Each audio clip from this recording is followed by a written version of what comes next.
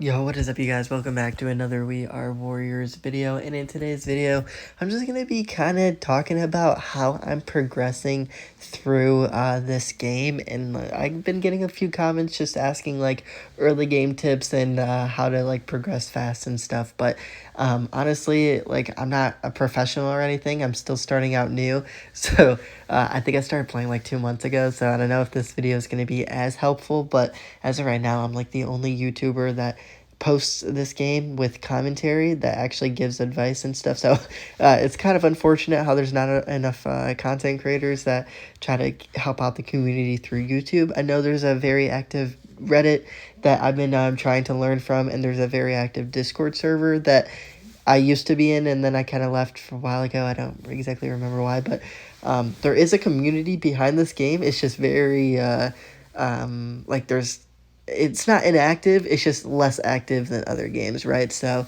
that's just something to consider when playing this game, is that there are people playing it, but it's just a little less active than like the other less war games. So if you need like tips and stuff, you can still get it, but typically people aren't going to help as much as like other games will, because it's just less players. So with that being said, in this video we're going to be talking about how to progress the fastest, and I've made videos about that like in eatventure and in Forge Master. So in We Are Warriors, this video is going to be like just quick tips on how to progress the fastest. Right now, the number one best thing, I'm just going to say it right off the rip, is to save up 4,600 gems for 50 cards. Yeah, I know it's kind of like expensive, and grinding out all those gems just for that is gonna take a days and stuff, right? Like it's gonna take a while, but it's just gonna save you way more gems early on than it would if you spent on the 1 times or the 10 times, right?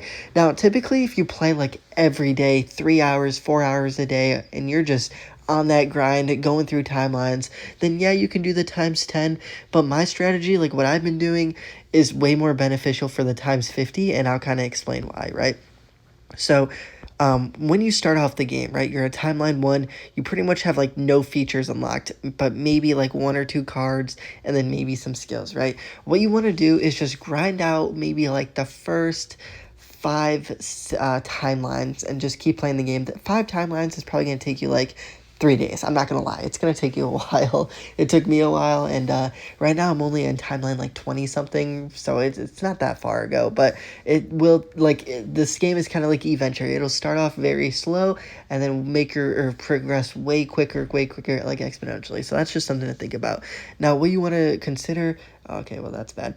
What you want to consider is that you will unlock new features to progress faster, right? Like for example, you'll unlock the runes, and then you'll unlock the heroes. So it's going to take some time. I'm not going to lie, it's kind of like eventure, but there are ways to kind of progress fast. So once you get through the first 5 timelines, what you're going to want to do from then on is to make sure whatever option or whatever way that gives you gems is something you're taking advantage of. So for example, the five dailies that gives you 40 gems each, right? So that's going to be 200 gems per day just from playing the game, doing your daily things.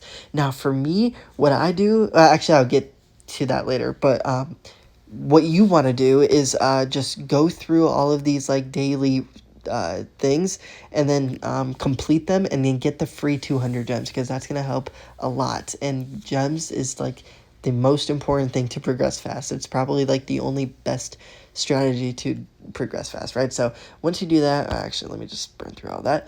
Once you do that, you get the 200 gems, then you can go here and then watch the ad for another 200 gems. So right off the rip, just everyone that's playing the game can easily get 400 gems every single day.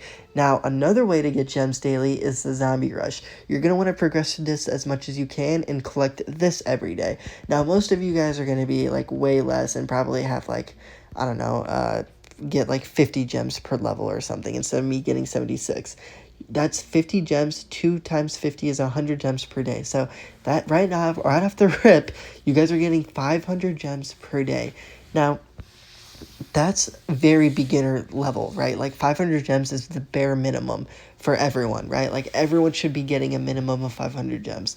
And doing that every day, like after 7 days, you'll notice yourself progress like crazy. So take advantage of the 500. Now, more ways to get gems is the events. You can easily win battle 1 and, well, okay, not easily. I'm not gonna lie. These events, especially for the first like 20 timelines, it will take you a while. It's kind of like playing eatventure, but it's like obviously with no vault upgrades, it's gonna suck playing the event. But once you get to like, I don't know, timeline 10, you'll probably end up being able to finally complete this, or like start playing this and completing this, and then you'll get the 450 gems. Like I think it happens once a week or something. I can't actually, no, I'm pretty sure it's once a week. Yeah, there's an event once a week. So play these events and get 400 gems. So now anyone that's at timeline 10, they should be getting a minimum of like 1,000 gems per, or well, they should be getting a minimum of 500 gems every day, plus another quote unquote 500, even though it's 450 once a week, right? So that's another way to get gems very, very easily. Now, another way is the league.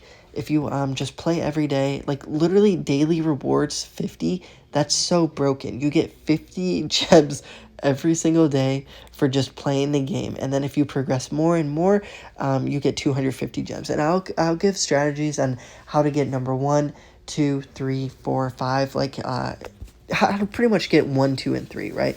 Because those are the best ways to get gems. Just playing the league and getting the daily rewards every single day, and then the seasonal rewards is at the end of the week, or I guess it's I can't remember if it's 14 days or 7 days, but anyway, at the end of the season, you get the seasonal rewards, which is a crap ton more than the dailies, right? So that is something else to consider. Now, with the league, there are some strategical ways to do this, right? This person has 185 what's it called, 185 trophies, right? Every time you go through like you evolve, you get 2 trophies, and every time you go through a timeline, you get 5 trophies. So after each timeline, I think it's like 18 trophies total, right? So it's this guy, like, quote unquote, what's happening is that this guy is going through, I don't know, like 10 timelines just to get his thing, right? Or a little bit less than 10. So it's kind of a lot of timelines if you think about it, but there are other ways he's getting trophies. Now, if you go back to the event, if you evolve from Rook 1 to, or yeah, Night 1 to Night 2, like if you win Battle 1, then you have the option to evolve. You get 20 trophies just from that, right? If you evolve from Night 1 or Night 2, or no, if you win Battle 2, right, then you get another 40 trophies. So that is 60 trophies from the chess event that's added to the league. So now if you consider that this guy 185 minus 60, so 125, this guy only got 125 trophies from timelines, which 125 trophies is probably only like 5 timelines. So that's something to consider. That's half of the timelines that this guy contributed playing just from one event. So that's how he's number 1, right? So hopefully that made a little bit of sense. If it didn't, then I'll try to explain it in another video. But that is how you get like number 1, number 2, number 3, getting all those free trophies from playing the chess event and then grinding out timelines. Now, how do you complete 5 timelines in 7 days, right? As a beginner, you're probably like, oh, that's basically impossible. How's that possible, right? The way people are doing it is that they're increasing their stats, like their power and their health, without progressing through timelines. And you're probably wondering, how is that possible, right? When I talked about it in the beginning of the video, they're getting gems. They're doing their 500 gems daily every single day without progressing through the timeline. So what does that mean, right? You can go through these daily rewards without actually evolving. So for example, I am in the first stage, right? If you look at the left base, I have the tree base and the enemies have the tree base. And I am like easily burning through these levels because my power and my health is super high compared to them, right? So like I one-shot this guy, he doesn't even hit me, right? That is only possible because I've been spending gems or I've been spending my gems on the cards and increasing my power and health. And if you look closely, this is the comparison, right? 2,700 times more. This guy is 198 times. So it's a big difference. And the way I'm getting these free like daily rewards is that I'm just playing through these and just doing whatever it says. So spawn 20 or spawn 50 units, right? I spawn 50 units, claim the 40, do the next one. And then I get the 500 gems. And then I watch this, and then I get 200 gems. Like, I'll do all of that without hitting this button.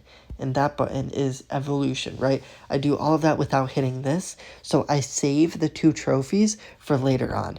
And then with the upgrades, I spent all my money on the food production and base health just to have a higher advantage to complete the daily rewards a little bit quicker. So that's how people are doing it. That's how you get gems. That's how you get the trophies and come or progress through the league and just early game progression. That is how people are doing it, right?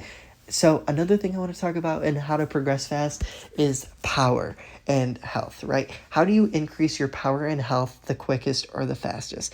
Now, typically there's a few other ways to do this, but I guess the best way to do it is the cards. And what I want to quickly address is the Slayer season. This is so broken. It's literally, if you're playing the game, you should be completing this as much as possible. And why is it broken, right? You first of all, this is all the rewards that you get. Okay, I guess, dang, you can't really show it there. If you want to spend money, this is probably the best thing to spend money on. Unfortunately, I spent money on something else, and I kind of regret that. But with that being said, spending money in the Slayer season is very good. But if you want a free version, it's also pretty OP, right? So you not only do you get gems from just playing the games. Oh, by the way, if you guys don't know, you get the skulls by literally just playing the games, and it happens randomly, right? So yeah, you play the game, you get a bunch of free cards, and these cards will help you overall. Obviously, you get a bunch of gems, and you get a bunch of potions to help with skills. You get more cards, blah, blah, blah, keep going. And then you get some legendaries with your heroes. And then the best thing that you can get is the last thing. Not only do you get the Slayer Pass, not the Slayer Pass, the Slayer token thing, you get this, the Reaper, the ultimate card. And this card buffs the base health, the all unit health, and the all unit damage by so much. And they give you 2 of those. So right off the rip, this probably progressed me the most out of everything else here, not combined, but out of everything else here. So you want to play the Slayer season and grind out those to get the, to get the Reaper. Now, if you're stuck and you really can't, if you don't think you're going to make it in time, you can literally sit AFK and literally tap like 3 buttons just to get, like, okay, for example, I'm in a battle here. You can sit AFK, tap some units or whatever, and then make sure you get lucky to get 1, 2 to 3 skulls. I think it's like 3 or 4 skulls per battle or something, or per like limited battle. I can't remember what it is, but you get those skulls and then you watch the ads to double it, and then you literally just keep doing that over and over again until you complete it. And it is possible. It'll probably take you like less than, I don't know, an hour or 2 if you can't complete it just playing the game every day. If you just want to sit AFK, do that strategy and get the cards, and then that's how you progress way quicker than probably like 90% of the community that plays. That's in the beginner level, right? So take advantage of the Slayer season. It is very OP. Now, also the Warrior funds. This is literally just going through the first 10 timelines. This is pretty good too. If you wanted to activate $10 for 15,000, it's not the worst thing in the world, but I really wouldn't recommend it. I think the Slayer season is going to be 10 times better if you can complete all 30, right? Now, also, there's another way to get gems. It's the fortune wheel. This is kind of just luck based. You could get 100 gems there, so it adds up to 600 every day. But, I mean, typically that's very unlikely that people are going to get it, right? Now, the next thing I want to talk about is the skills. Now, skills is very, very important. And like I said earlier in this video, In eatventure, you slowly progress exponentially instead of linearly. This is basically the same thing. As you upgrade your skills, you increase whatever stats it does, percentages, the more you upgrade it. So it's when you're starting out, the skills are basically useless. The more you upgrade them, the 10 times better it becomes, right? And then that helps you progress through cities, or not cities, whoa, that's an eatventure. It helps you progress through timelines, it helps you progress through events, like events, definitely events, and then dungeons, which is very important, which I'll get to in a sec. But skills is very important, and the best ways to get them is playing through events and obviously progressing through timelines. And it's just all luck based. Never do the one skill, always do the 10 skill. Oh, actually it doesn't matter, I just did the math in my head. So yeah, it literally doesn't matter, but I like to do 10 at a time just because I think it's kind of cool. Oh wait, I'm lying, it does matter. Yeah, 10 times 8 is 80. What am I saying, bro? So you save a little bit of potions doing the times 10. Always do the times 10. It's just better. Like, I would never do one at a time.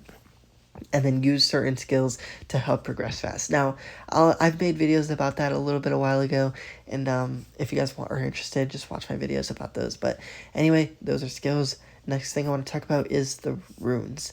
Now, there is strategies to beat this the fastest. Now, typically, you don't want to do any unit damage or unit health, and you want to prioritize base health. Base health.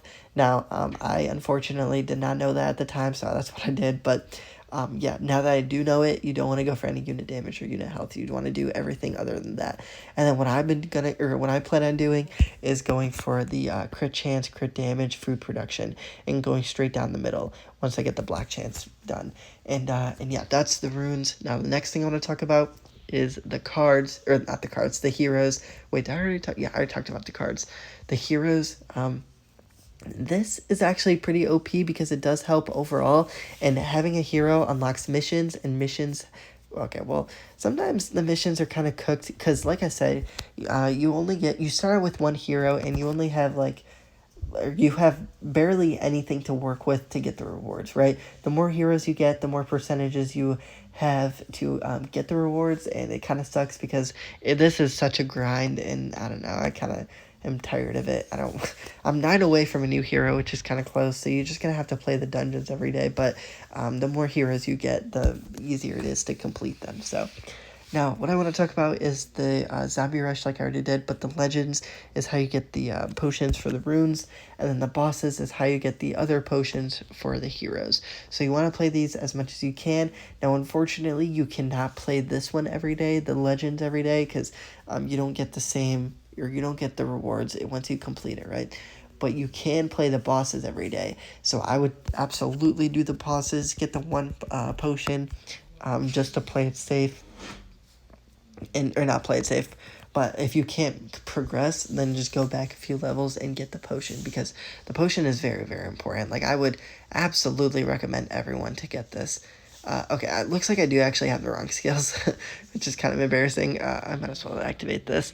But I should be able to beat this regardless because the guy is severely under-leveled, I'm pretty sure, and these guys should be able to take it out pretty quickly.